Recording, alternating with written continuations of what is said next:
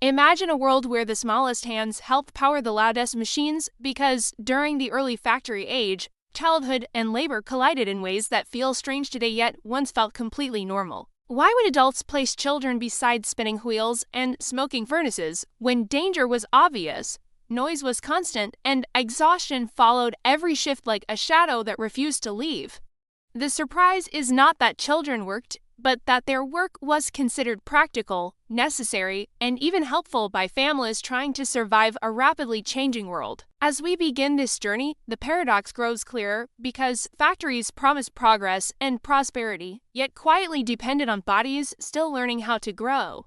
The story opens not with villains, but with choices made under pressure, where safety argued with survival and tradition lost ground to new systems built from iron and steam. From the very start, this conflict hummed beneath the factory roofs, where opportunity and risk marched together, pretending to be partners while pulling in opposite directions.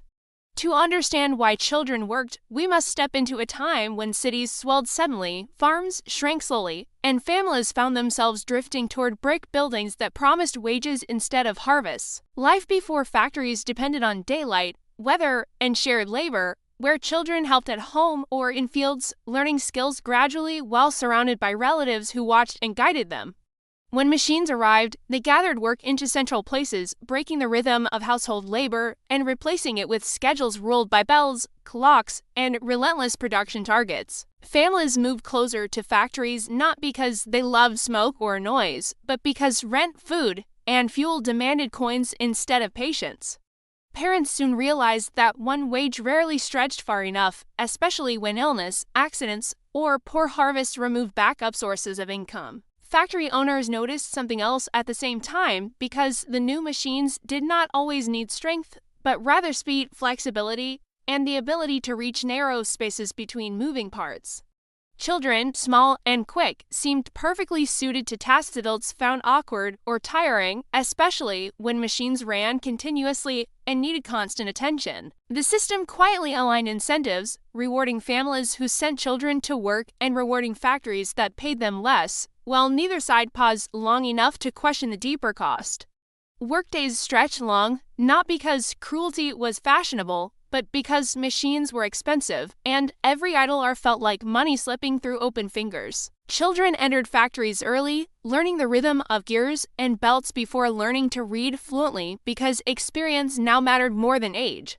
Fatigue accumulated silently, blending into normalcy, since everyone around them appeared equally tired, equally resigned, and equally focused on the next payday. Schooling existed, but it often competed with hunger, rent, and the immediate need for income, making education feel like a luxury rather than a necessity. Some parents believed factory work taught discipline and responsibility, especially compared to street wandering or uncertain rural labor. Others felt trapped, knowing the dangers, yet seeing no realistic alternative within the economic systems surrounding them. The factories themselves formed a new environment filled with constant motion, repetitive sounds, and rules enforced by supervisors rather than family elders. Children adapted quickly, learning when to move, when to duck, and when to stay silent because mistakes carried swift consequences. In this world, obedience mattered more than curiosity, and endurance mattered more than play. The storyteller notices a quiet irony here because the same era that celebrated invention and improvement often ignored the smallest people enabling that progress. Technological optimism raced ahead, while moral reflection struggled to keep pace with expanding output and growing profits. Factories promised a better future, yet borrowed heavily from the present, especially from those least able to protest.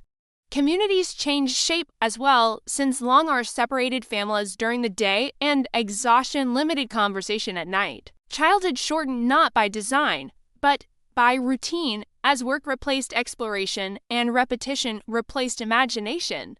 Still, many children adapted with remarkable resilience, finding small moments of friendship and pride within demanding routines. As part closes, the system stands fully assembled, humming efficiently, supported by necessity, tradition, and momentum. While questions about fairness and safety linger quietly in the background, waiting for voices strong enough to slow the machines and ask whether progress should always move this fast. The quiet questions that lingered beside the machines began to travel outward because neighbors talked, doctors noticed patterns, and writers started describing what constant labor did to bodies still forming. As reports accumulated, bruises, twisted spines, damaged lungs, and missing fingers stopped appearing as isolated accidents and instead formed a troubling picture that was difficult to ignore. Public concern did not erupt overnight since factories still provided livelihoods, yet the tension between economic need and moral discomfort grew thicker with every shared story. Reformers entered the scene gradually, often motivated by faith, science, or simple observation, and they began collecting testimonies that revealed how factory schedules bent childhood beyond recognition. These voices did not always argue that work itself was evil, but questioned whether endless hours, unsafe machines, and very young ages truly served society's long-term interests. The storyteller notices how resistance emerged not as a shout, but as a careful knock on doors, asking uncomfortable questions that slowed conversations and unsettled assumptions. Governments, long hesitant to interfere with business, faced mounting pressure as evidence made denial harder to maintain. Early laws appeared modest, setting minimum ages or limiting hours, yet even small rules felt revolutionary within systems built on total availability. Factory owners often protested, warning that regulations would raise costs, reduce competitiveness, and push families deeper into poverty. Parents found themselves caught between relief and fear, hoping for safer conditions while worrying about lost income. Children themselves rarely had formal voices, yet their exhaustion spoke clearly through illness, mistakes, and absence from play-filled spaces. Progress moved unevenly since enforcement varied widely, and some factories quietly ignored laws while others adapted reluctantly. Education slowly regained importance, not merely as charity, but as investment, since literate, healthier workers promised greater innovation in the future. Schools expanded schedules to align with reduced work hours, gradually reclaiming time once surrendered to machines. This shift reshaped daily life, returning evenings to families and redefining childhood as a protected stage rather than a flexible labor pool. The transition was not smooth because poverty did not vanish simply because laws changed. Some families struggled intensely during adjustment periods, revealing how deeply industrial systems had woven child labor into economic survival. Yet alternatives began appearing, including welfare support, apprenticeships, and improved adult wages driven by stronger labor organization. Unions, once feared, increasingly acted as collective negotiators, arguing that fair adult pay reduced the need for child earnings.